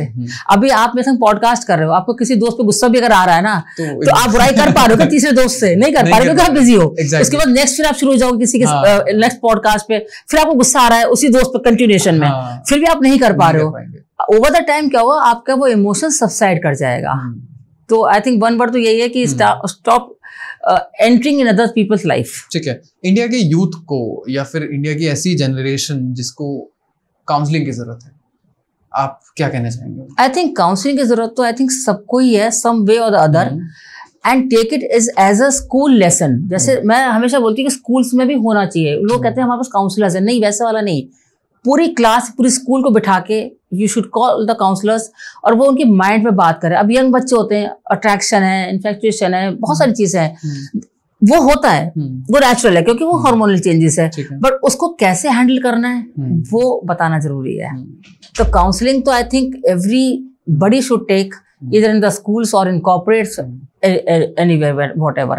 Corporates में भी आप देखिए जो जेलसी फैक्टर चलता है, वो भी इसलिए क्योंकि कहीं ना कहीं माइंड से वो उतने मैच्योर नहीं है या सामने वाले को नहीं समझ पा रहे. देखिए जैसे आपसे मैं जेलसी कब करूंगी, जब मुझे लग रहा है कि इनकी प्रेजेंस मेरी प्रेजेंस को कम कर रहा है, तो मैं आपको डाउन करने की कोशिश करना शुरू कर दूंगी. मुझे पता है कि मेरे को अपने भरोसे से नहीं मिलेगी अच्छा प्रमोशन, और आयुष में इतनी इंटेलिजेंसी है कि वो ले जाएगा, तो मैं आयुष को 4 लोगों से डिफेम करना शुरू कर दूंगी. अरे वो तो ऐसा आलसी है, वो तो ये, वो तो वो, क्योंकि मुझे पता है मेरे पोटेंशियल से मुझे नहीं मिलेगा. People do that when they know कि उनके पास पोटेंशियल नहीं है, उनके पास स्किल नहीं है, उनके पास टैलेंट नहीं है, तो वो सामने वाले को डिफेम करके अपने को ऊपर लाने की कोशिश करता है. This is the problem actually in the समाज जो हम लोग करते हैं. और यंग जो यूथ है वो इतना ज्यादा फेक लाइफ में जीने लगा है, उसको समझ में नहीं आ रहा होता. वो कूल बनने के लिए, वी आर कूल एक्चुअली, तो वो कुछ भी करने के लिए कहता है हम लोग, हमारी कूलनेस है. आप अगर किसी रिलेशनशिप में हो, start respecting the relationship. Exactly. आप ऐसा नहीं होना चाहिए कि ठीक है तेरी गर्लफ्रेंड नहीं है और उसकी गर्लफ्रेंड नहीं है, ये कोई बुरी चीज नहीं है. नहीं होना भी बुरी चीज नहीं है और होना भी बुरी चीज नहीं है. सबके अपने सोच है. तो आई थिंक हर चीज को अगर पॉजिटिवली बात करोगे, सामने वाले की रिस्पेक्ट करोगे, इमोशंस की बेसिकली, मतलब से किया तो कुछ नहीं किया, मतलब से आपने अगर किया तो, पर अगर आपका मतलब नहीं है फिर भी आप इमोशनली उस बंदे की रिस्पेक्ट कर रहे हो, आई थिंक आपसे अच्छा इंसान फिर कोई नहीं है. एग्जैक्टली. क्या मिसेस ज्योति जैन को अपनी जिंदगी में कोई मलाल है? मलाल तो नहीं. देखिए ऐसे तो जिंदगी में लगता है यार उस टाइम ये गलत स्टेप ले लिया. जैसे मेरा कई बार ऐसा सिलेक्शन हुआ बहुत अच्छी पोस्ट पर, बहुत जगहों पर, और मैंने नहीं ज्वाइन किया। पर मुझे लगता है शायद ये भी कोई रीजन था कि भगवान को कुछ और मर्जी थी, क्योंकि मुझे शायद इस लाइन में आना था, लोगों को हील करना था, लोगों को बाहर निकालना था इन सब चीजों से काउंसलिंग करके। तो शायद मैं उस कॉर्पोरेट वर्ल्ड में न जाकर इस वर्ल्ड में शायद भगवान इसलिए मुझे किया। I always give thankful to the god. मैं एवरीथिंग, आज अगर आप मेरे को किसी ने इंसल्ट भी करी है ना, ऑनेस्टली, एक बहुत अच्छी कहते हैं कि लाभ हानि यश अपयश सब विधि हाल। आपका लाभ हो रहा है, आपकी हानि हो रही है, आपका यश हो रहा है, आपका अपयश हो रहा है, सब ऊपर वाले की मर्जी से होता है। अगर आप इस चीज को जिसमें मानने लग गए ना, आपको लेट गो करने की जरूरत भी नहीं पड़ेगी। बीत आके किसी ने आपकी बेइज्जती कर दी, भगवान जी थैंक यू आज के लिए। हो सकता है इसके पीछे भी कुछ अच्छा राज होगा।